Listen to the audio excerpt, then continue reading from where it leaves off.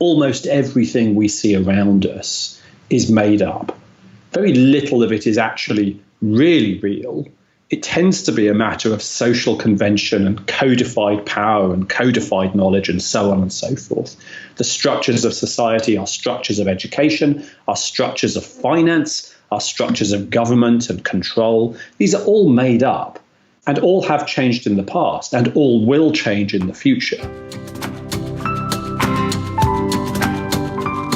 I'm Celisa Steele. I'm Jeff Cobb, and this is the Leading Learning Podcast. Welcome to episode 321, which features a conversation with Julian Stodd. Julian is a writer, a researcher, an evidence-based practitioner, and, as he describes himself, an explorer of the social age. Jeff and Julian talk about what the social age is and what living in the social age means for learning and leadership. They talk about social collaborative learning, expertise, storytelling, failure, the curse of busyness, and disengineering. These are lofty and philosophical subjects, but ones with profound and practical implications for learning businesses. Jeff and Julian spoke in August 2022.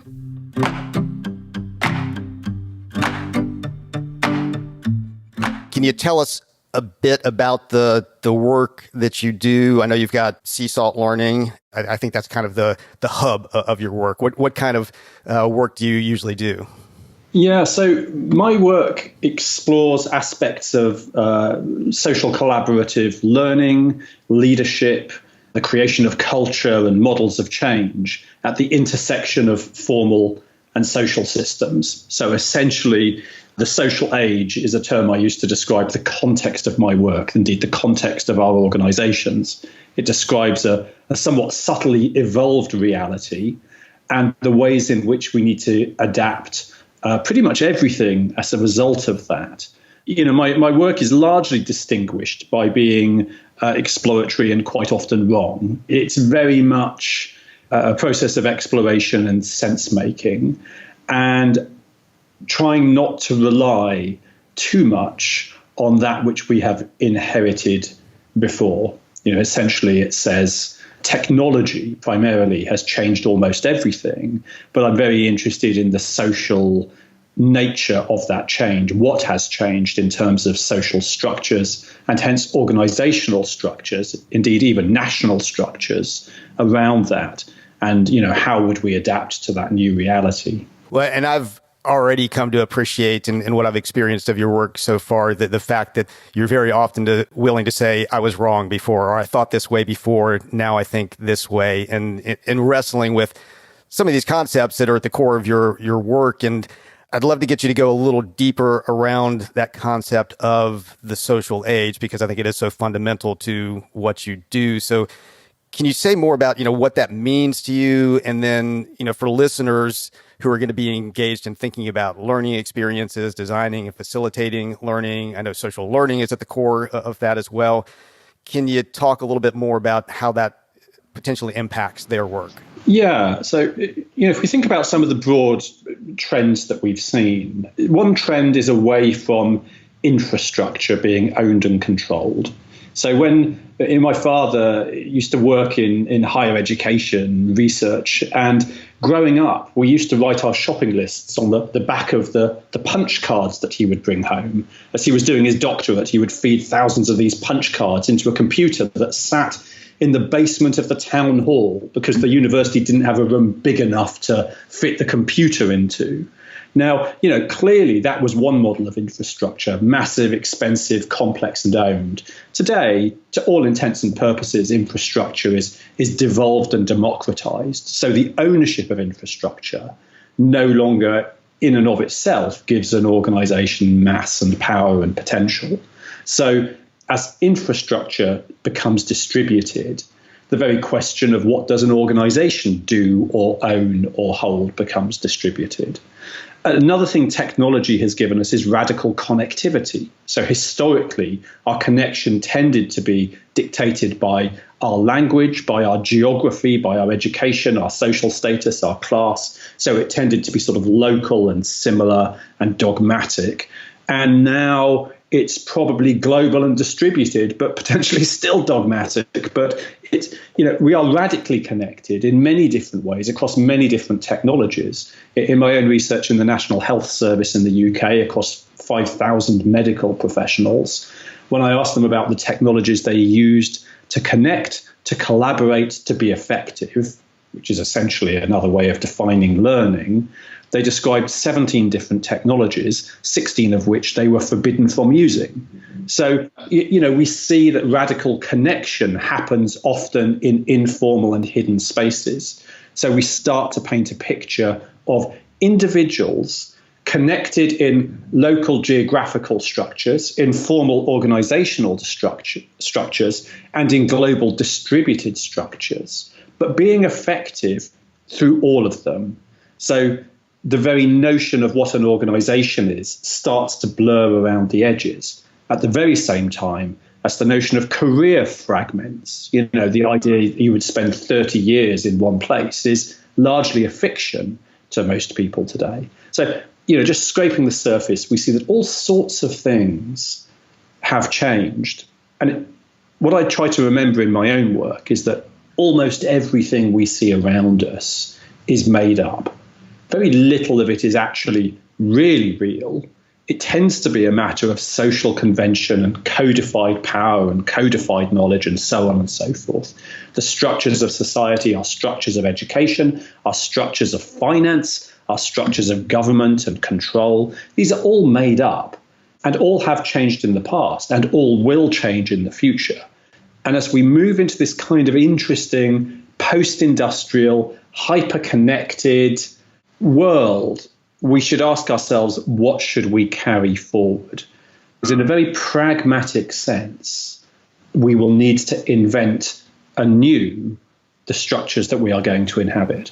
And you talk about in concert with that radical connectivity, the idea of the democratization of capability, so capabilities that used to be centralized in organizations are now distributed to individuals who now have at least the potential to accomplish much more than an individual could have in the past. But then you also say there's this need for complex collaboration. It may involve collaborating with people who are completely different from you, who you disagree with, who might even be characterized as enemies, but to get things done in this radically connected world we live in, that's now necessary. Can you expand on that a little bit? Yeah, let me sort of put it like this. We inhabit a space of understanding, which is both individually created and socially co-created. So our understanding of pretty much anything is created in that way. My understanding of how retail works or finance or what the rules of an organization are, what the rules of my culture.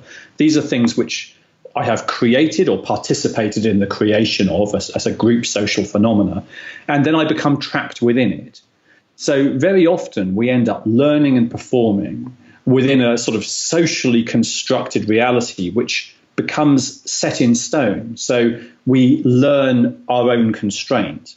Now, when organizations talk about, innovation and change, and trust me, nearly all of them do, they are trying to reinvent themselves to do something different. But they're trying to reinvent themselves within this glass bubble of learnt constraint. So we talk a good game, but ultimately we become limited by what we can do. I mean, to give you a sense of it, I was just talking earlier today with somebody from a global organization with a, massive cultural challenge, which they want to solve in 6 weeks. And I said, well, why is this suddenly so urgent? And they said, well, the person before had it for 18 months, but they were just too busy to do anything with it. And I said, they probably weren't too busy. They probably just didn't have a blind clue what to do that would be acceptable. Because clearly anything that you do will challenge the power of today. People who hold power today are unlikely to want a future where they may not hold so much power. But that general rebalancing of power, the recontracting of the social contract between individual and organization is a core aspect of the social age. If we want people to be engaged, if we want to do things differently, if we want to get the wisdom of broader knowledge and broader communities, we'll have to earn it. And sometimes that will be uncomfortable. So you tend to find that people split into three spaces, that which I know and am comfortable with, that which I can tolerate as different, and that which I abhor. And understanding where those boundaries lie is important, because we are likely to need a sort of fracturing and fragmentation of our certainty if we wish to truly find some kind of advantage, be it sort of intellectual or competitive or otherwise. Well, it's interesting. I hadn't really made this connection before we started talking here, but I'm at a conference right now, and the conference has a theme, as they often do, and the theme of this one happens to be that disruption equals opportunity. And it occurs to me that, in all of this radical connection that we have and this ability to connect with others, it opens up the possibility for other points of view to come in if we will let them do that and if we'll invite that disruption. I mean, do you think in those terms of actively inviting some form of disruption in so that you do shake things up and can start to think differently? Yeah, at the moment I've got some work running which looks at social movements, so how change happens through social movements. And it's quite interesting because, in fact, it's one of the areas where I've really shifted my own understanding. What you tend to see is that social change is about the fracturing of a legacy dominant narrative and the emergence and rapid prototyping of new dominant narratives. But that time of inflection is a very painful one. You see the reimposition of legacy power, you see the elasticity of social norms and narratives, and sometimes you see the emergence of the new. So we see that at the moment in all sorts of ways. We're seeing it around hybrid work and return to work. We're seeing it around gender identity. We're seeing it around discussions around transgender and what that means. We're seeing all sorts of social narratives which are being challenged and stretched and evolved. So to say that sort of opportunity lies through disturbance is blindingly obvious. Opportunity doesn't probably lie by continuing to do the very same things we've already done and not adapting. But what we're often unwilling to entertain is the notion that we individually are wrong. It's quite easy for me. I was writing the other day about this. Most people, when you ask them, have no difficulty in describing a legacy version of themselves that is a stranger to them. They say, when I was at university, I was this rather awkward social individual and I had this terrible taste in fashion and some questionable friends. And, now I'm an entirely different person. So looking back, we tend to have no difficulty in seeing that we have always changed. Looking forward, many of us don't sit here today thinking, oh, my goodness, I'm only 60% of the person I need to be. It's quite easy to find the fault in others, but it's quite difficult to find that disturbance in ourselves, especially when we're busy. And busyness is the curse and the great excuse of modern organizations. It's consistently the number one thing that people come up with to say they are unable to learn, to evolve, to change. They're just too busy. But when you think about it, it doesn't seem all that likely. Busy as we may be, it just doesn't seem likely that there's all that much work, that we are constantly busy. We've probably just created systems that make us busy. When we see somebody sat around doing nothing, we don't tend to reward them and say, what can I learn from you? We just call them idle and disengaged. We are rewarded for being busy. We have this sort of heroic culture of busyness that sort of fails to question why. Why are we so busy? And that leads you into thinking, well, what could we stop doing? What could we disengineer? What could we take apart? What could we leave behind? One of the most important questions. Unless you believe that development is additive, that you just keep adding more flour and water and eggs and sugar until the cake becomes fantastic, you've got to ask, what can I take away? What can I free up? What can we stop doing? What can we stop believing or knowing? At Tagoras, we're experts in the global business of lifelong learning, and we use our expertise to help clients better understand their markets, connect with new customers, make the right investment decisions, and grow their learning businesses. We achieve these goals through expert market assessment, strategy formulation, and platform selection services. If you are looking for a partner to help your learning business achieve greater reach, revenue, and impact, learn more at tagoras.com/services.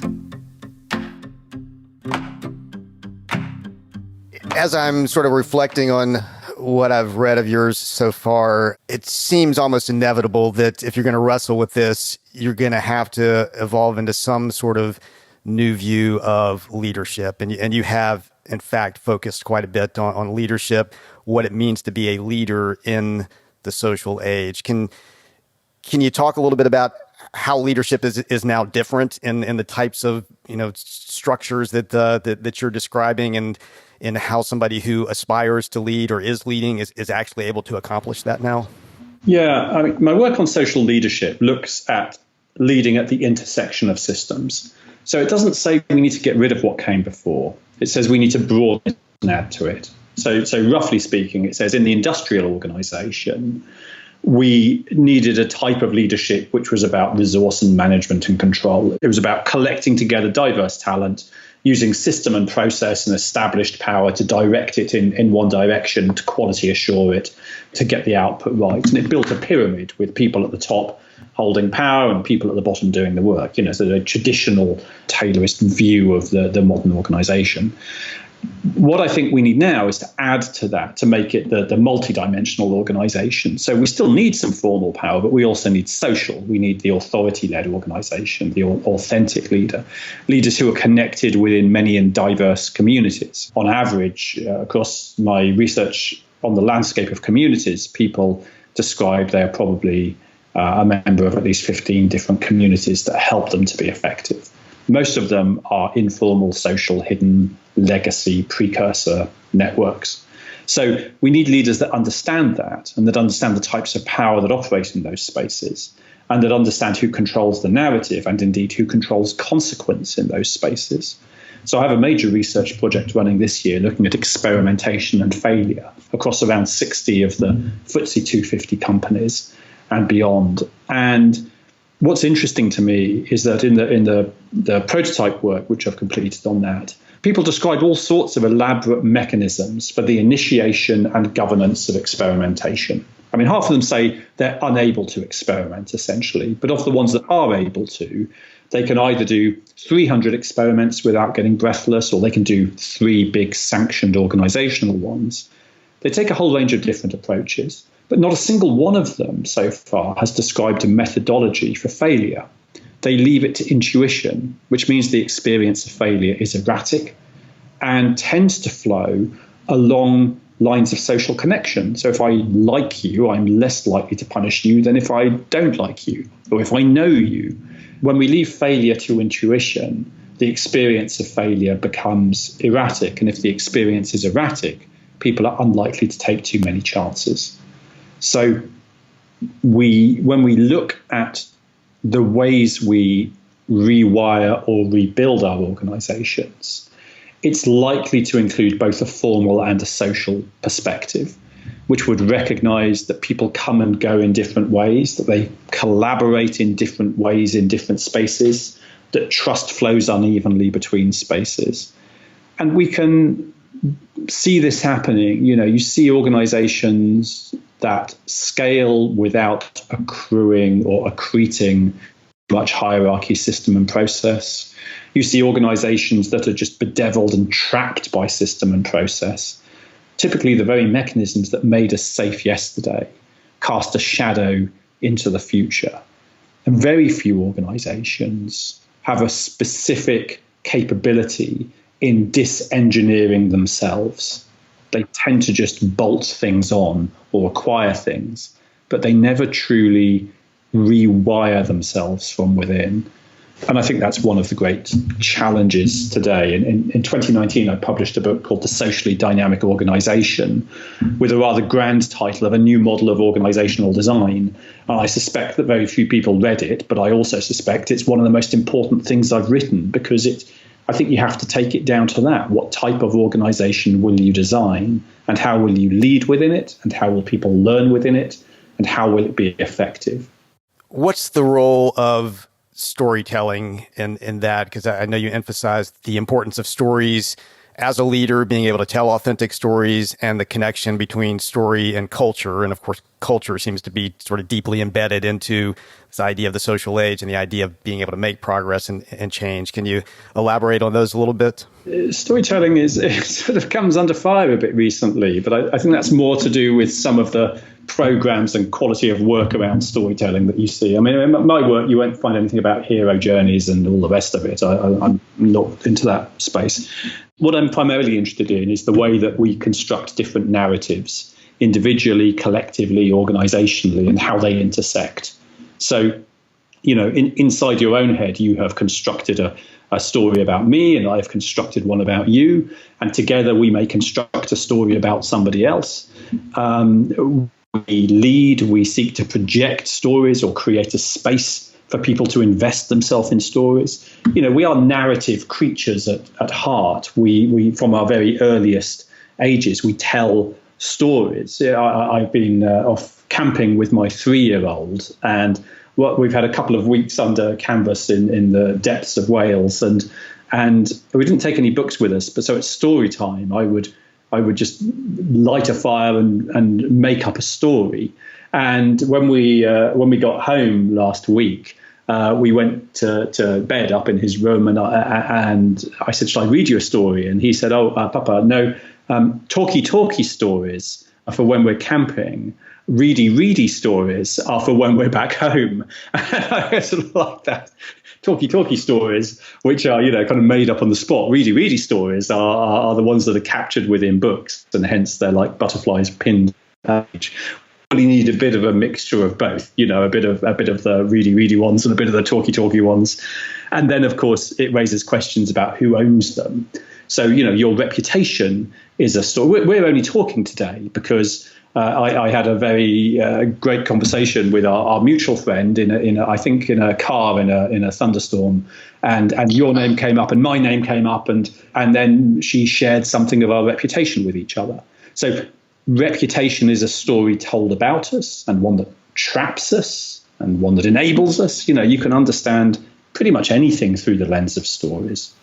And I'm thinking, the people who are listening who, in a sense, are the weavers of stories, or could be the weavers of stories across these kind of networks and communities that they serve, because most of them are representing membership communities, membership organizations, or at the very least, they're not so much focused on a single organization. They're focused on dispersed groups of people for whom they're trying to create and facilitate learning experiences.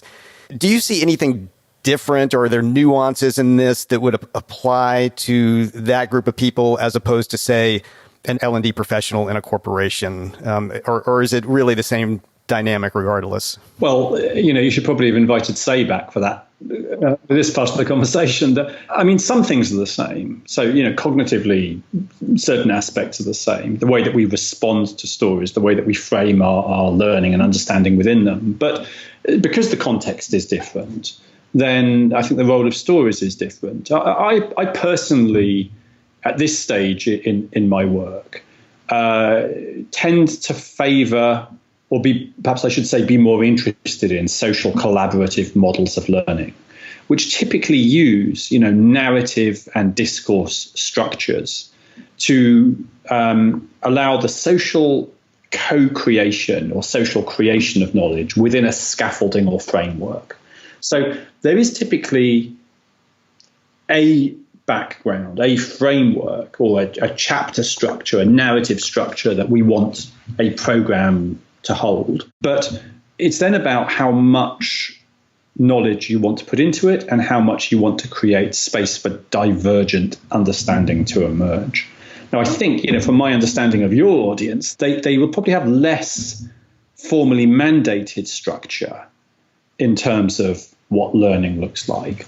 But I still think that there's a role of scaffolding to help guide people. At the very lightest level, sometimes I just like to use campfire conversations where you can just use 1, 2, or 3 questions just to guide people into uncertainty. It's almost the greatest gift you can give people is a space to be uncertain within.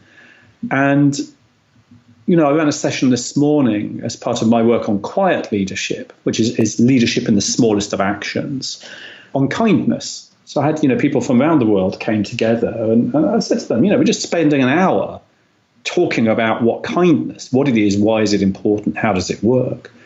But most people would struggle to remember any time in their life ever that they've actually stopped to have a conversation about what kindness is. How does it work? How does it break? Is the intention enough, or is it the impact that counts? And I think that's often the way we pick up words like tokens as if they carry implicit meaning, but in fact, the meaning they have imbued in them. And so the more dialogue and conversation and exploration you can do around it, the more meaning you can find within it. This is a very active debate, though. So Say and I both know Donald Clark, a fantastic researcher and thinker you obviously know. And, Donald and I will regularly explore our differences, and he will bring you a very different view on leadership and a very different view on storytelling. And he's right to do so. I still wouldn't argue conclusively that leadership is even a thing, but I think it's more of a thing than he believes, because people talk about it as if it's real. And belief is an important force. But we've been talking recently about this relationship between language and meaning, and the extent to which learning is a process that can either be constrained or enabled by our existing language. I think it's a rich area to explore. That's interesting. Yes, and Donald has actually been on the podcast as well. In fact, I'll have to go back and see if we discussed leadership with him or not. I can't recall right now. It does occur to me as you were talking about sort of our audience and what they do, that I've traditionally thought, I continue to think, that there is tremendous opportunity to take much, or to capitalize much more on the informal and social opportunities that are available there. Because I think what tends to happen in the world that I live and work in is people who are running programs, whether those are continuing education programs or their conferences or whatever, are trying as much as possible to impose a formal and measurable structure on something where the most value might be in the informal and the less structured, because it's all about, can you earn credit? Can you establish that, this event happened and I was associated with it, and so I get to say I learned something. A lot of it's about, frankly, sort of the distribution and the perpetuation of what gets thought of as expertise. And so I'd love to ask you that, because it just kept occurring to me as I was reading what I have read of yours. How does expertise work? Can you be an expert, really? Is that just a myth that we've created for ourselves, or at least how we conceive of expertise? Are we flawed in how we think of that? I don't think we're flawed, but we may be incomplete. My work is held in writing, so I write and publish every day. And if you're sort of particularly interested in the work on social and collaborative learning, I have a book which is free as an ebook called the Social Learning Guidebook, which kind of explores some of the research and structure and ideas around that. The notion of expertise is largely a pragmatic one. I think expertise is very real, both deep expertise and also the expertise of interconnection. So we are, to some extent, in the age of the generalist, and much to the horror of probably both philosophers and academics, we are in an age where, to some extent, good enough is good enough. So there are instances when expertise needs to be deep and validated, and there are instances when cursory knowledge is enough. The trick is knowing which space you're in. I don't want my dentist practicing just-in-time learning from something they saw on YouTube last week. However, I do want them to be aware of the latest insights and innovation. So, maybe there's a balance between it. What I suspect, the way I'll probably characterize the conversation is this, and again, this is something I look at in the socially dynamic organization. Historically, you and I decided to start a business making a coffee shop chain, a global coffee shop chain. We would just say, okay, we need somebody that's going to find the real estate. We need somebody that knows how to procure coffee cups. We need some baristas and somebody that knows how to train them. And we'd better have somebody to look after the money. So we would just, part of our process of creation would be to define the skills, to recruit people, the expertise we need, build some systems and processes, because we want the coffee to look and taste the same in London or Paris or at Changi Airport. We want it to be the same, and that would be that. But today, we probably can gain access through our networks of primary and secondary connections to much broader capability and expertise. And that in itself may challenge us more, but give us a richer environment in which to explore if we earn the right to do so. So we see the sponsorship of trust through networks into secondary and tertiary connections. And that becomes more important. I think a modern organization should have, a direct employed base, but then a kind of aligned or engaged base, and understanding that it's more layered than it used to be. And hence, how do we think about boundaries? Are boundaries walls that need to be fortified, or do they need free ports or trading posts or gateways? And how will we earn the right to be in conversations? How will we recognize the contribution to those conversations, and so on and so forth?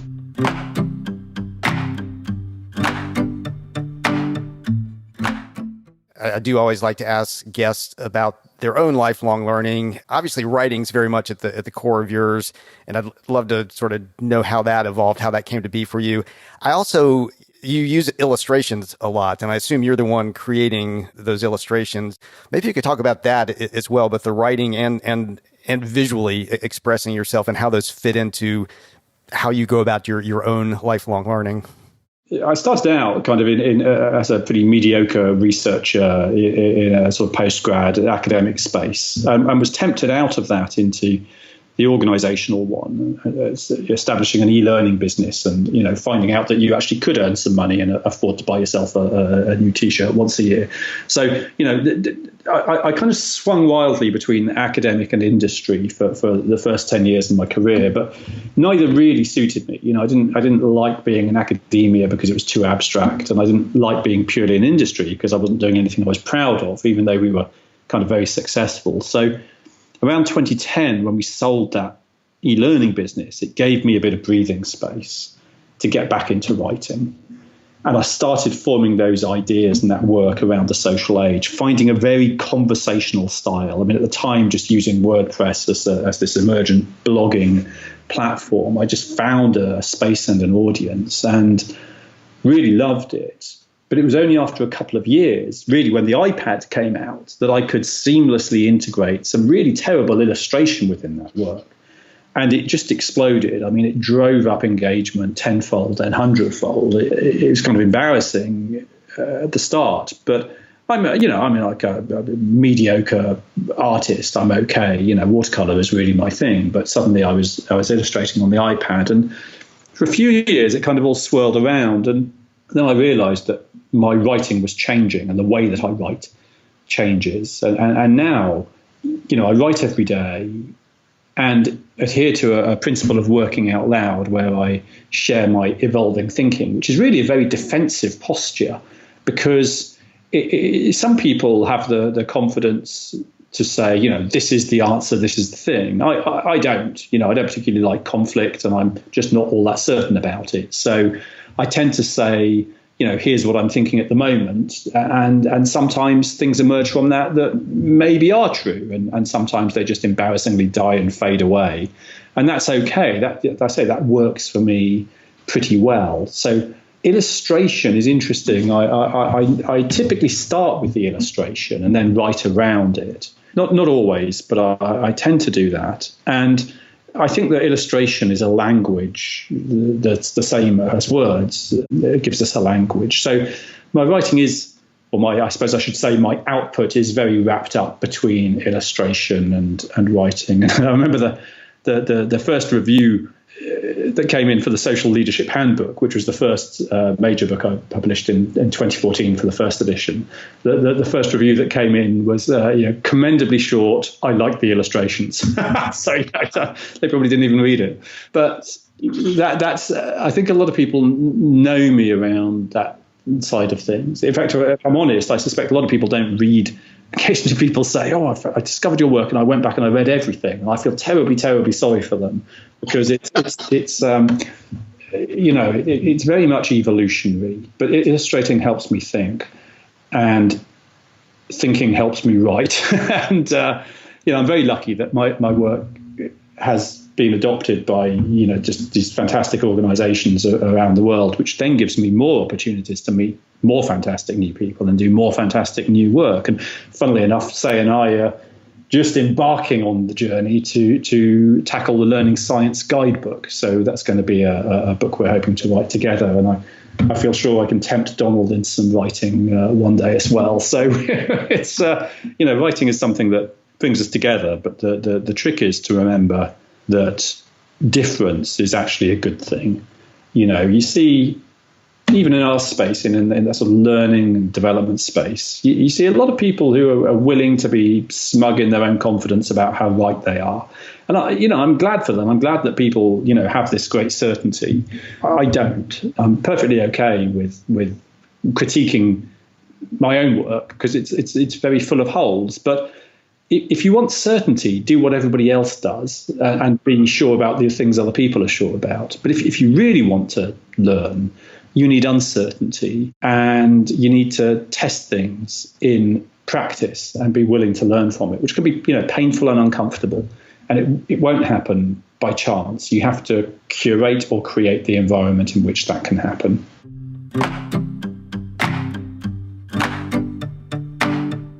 Julian Stodd is founder and captain of Sea Salt Learning. You can find links to Sea Salt Learning's website and Julian's learning blog in the show notes for this episode at leadinglearning.com/episode 321.